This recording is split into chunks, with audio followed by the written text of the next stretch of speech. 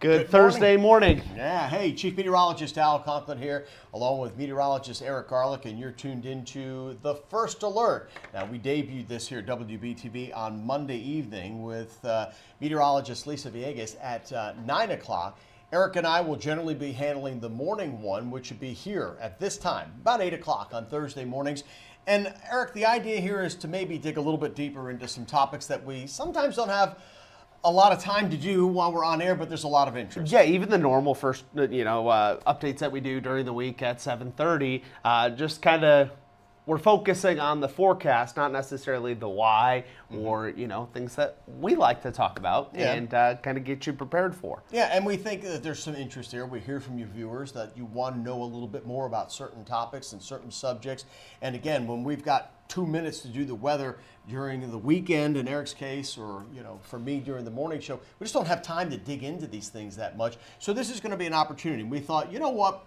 We're now almost a month into hurricane season. Let's start the first one for us. Again, it started Monday night at 9 o'clock with Lisa, but for us, this is our first go around. We thought, let's hit the tropics because we've already had one named storm and we've got more that are likely to be on the way. Yeah, and we are live on Facebook, so if you have any questions, comments, concerns, snide comments, just want to say hello, go ahead and leave them in the comments and we'll see them in real time and hopefully be able to update you on the questions and answer the questions you have for us. Yeah.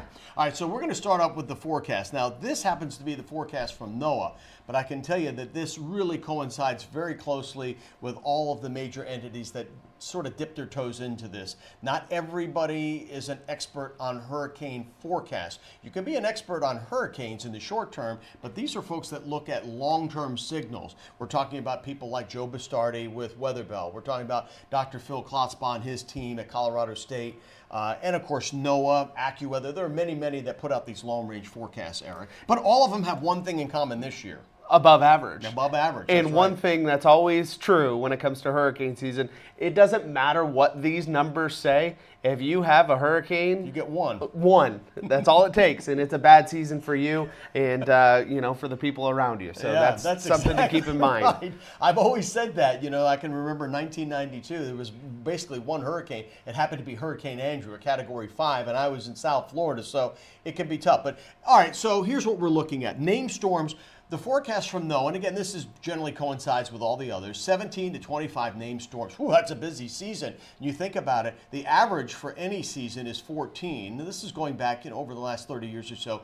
Hurricanes, 8 to 13. The average typically is about 7. And major hurricanes, typically we get about 3 to 4. Now, that doesn't necessarily mean landfalling. It just means major hurricanes in the Atlantic Basin. Which is Category 3 or higher. And they are responsible for 90% of the damage. So the forecast here is for 4 to 7 of them.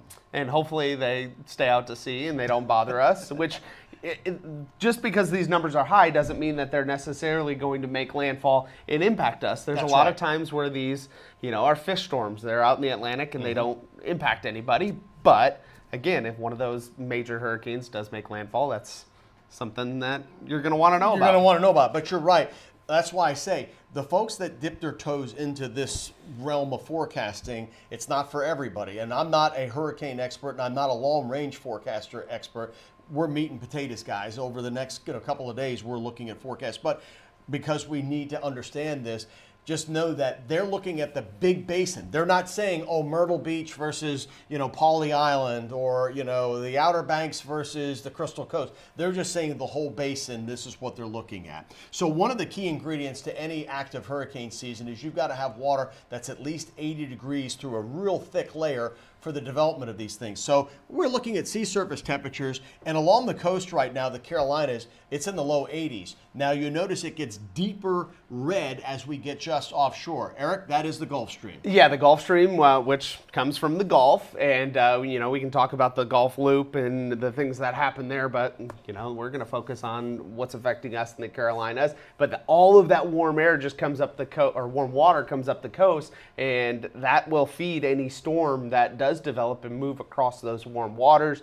And keep in mind, these 80s, these are buoy sensors in offshore a little bit. So along the coast, those water temperatures might be a little bit higher than that, but we want those temperatures, measured off the coast to know if a hurricane comes, what it's going to do to feed the storm. And that Gulf Stream right now, I'm going to venture and say it's likely in the mid to upper 80s. And keep in mind, why is this important? Well, Hurricane Hugo is an example, 35 years ago, came across the Gulf Stream. And as it did, it went from a Category 2 to a Category 4 in about 3 hours. That's why this matters. Sometimes frictional forces near the coast can erode hurricanes, but because we've always got that strip of very warm water between us and the open Atlantic, it's always something that we monitor. Yeah, and one of the things that we're seeing a lot more common in these hurricanes is the rapid intensification over just a short period of time. And one of the contributing factors is the water being so much warmer than it's been. And these are pretty high for this early in the season. Not necessarily off the charts, but pretty high.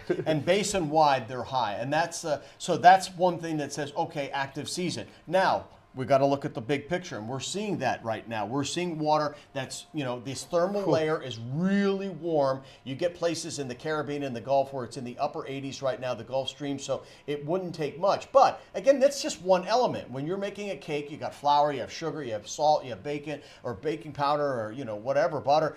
Okay, this is just one element. This is one ingredient. Other ingredients can actually be for or against.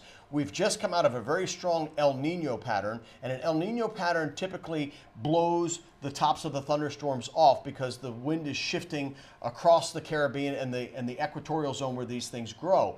We're starting to see La Nina take over, which is actually a more favorable environment for hurricanes and tropical systems. But in the short term, we've also seen a lot of dust from the Sahara. Eric, what does the Sahara Desert and dust coming across the Atlantic have to do with this? Well, a lot of it, it can add to, the added nuclei in the atmosphere for storms and stuff to form. But this is really a, deterrent when it comes to hurricane development. So, it originates in the Sahara, tropical waves loft the dust into the atmosphere and carry it west, and it's really, kind of a suppressant. It suppresses the tropical cyclone formation and intensification. It does create hazy skies for us and low visibilities and can impact health issues, but, one of the good things about the Saharan dust is that it does prevent or help prevent some of those cyclones from forming. It actually sort of acts like a cap, if you will. It disrupts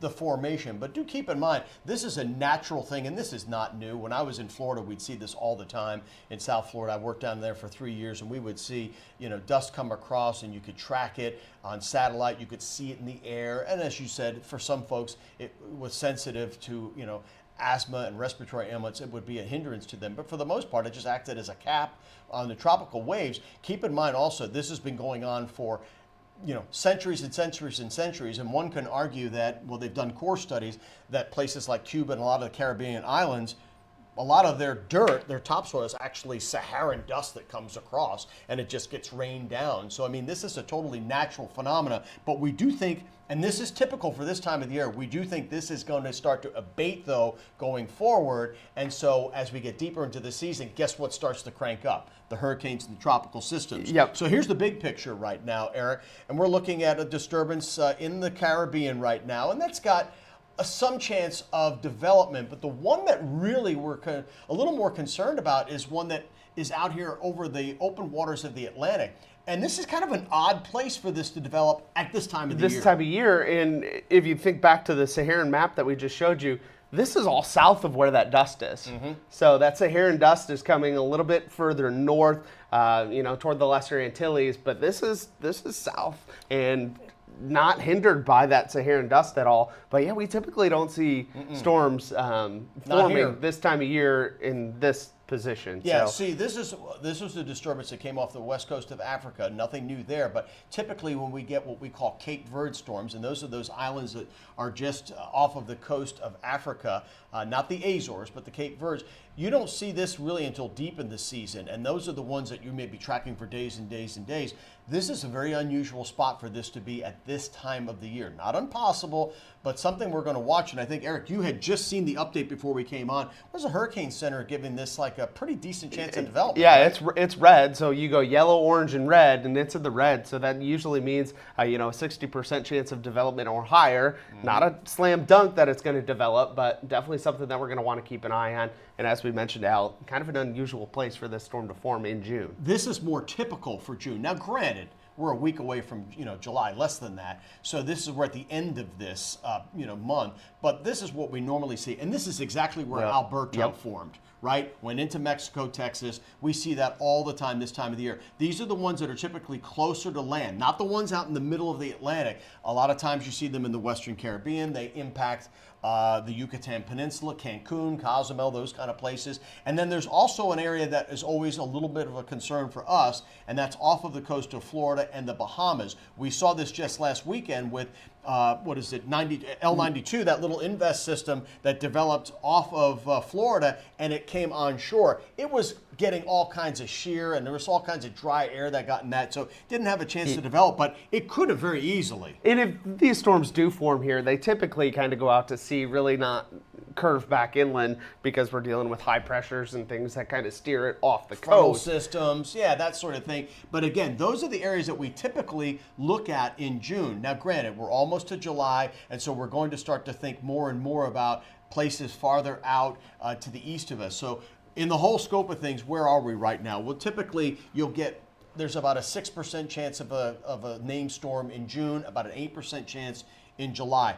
It really explodes when we get into August and especially early September. September 10th, I think, is September the day, 10th. right? Yeah, it's right around the 11th, which is a notable day in our history for other reasons. But right around that first week to week and a half in September is the peak. So right now we're only here knocking up on the 1st of July, so we got a long way to go. So while are almost a month into the season and we've had one named storm, if we're going to get 17 to 25. We're going to be busy. It's going to start ramping up, and as we expect, kind of in August and September. But you got to squeeze out a lot of storms to get 17 to 20 of them. That's right. And so just keep in mind, right now things are fairly quiet. We're watching that one system. If you've got beach plans this weekend, don't cancel a darn thing. This is North Topsail Beach right down there in Pender County. I love this place, just to the north of Wilmington. And again, right now the surf water temperature there is 83 degrees. I checked this morning. This is from surfchecks.com.